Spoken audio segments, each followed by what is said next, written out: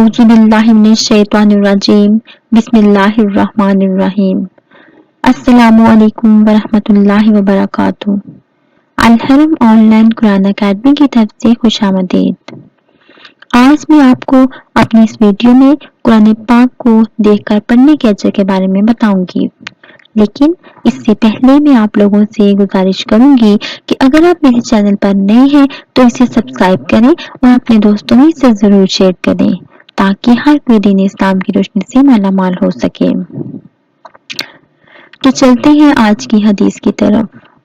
رسول اللہ صلی اللہ علیہ وآلہ وسلم نے فرمایا، جو شخص قرآن پاک کو دیکھ کر پڑھنے کا عادی ہوتا ہے، اللہ تعالیٰ اس کو اس کی آنکھوں سے فائدہ اٹھانے کا موقع دیتا ہے جب تک وہ دنیا میں رہے، یعنی اس کی آنکھوں کی بنائی موت تک باقی رہتی ہے۔ سبحان اللہ۔ اس لیے ہم سب مسلمانوں کو چاہیے کہ ہم قرآن پاک کو ڈیلی بیس پر اوپر سے غور سے دیکھ کر پڑھیں تاکہ ہماری آنکھوں کی بنائی ہماری موت تک باقی رہے۔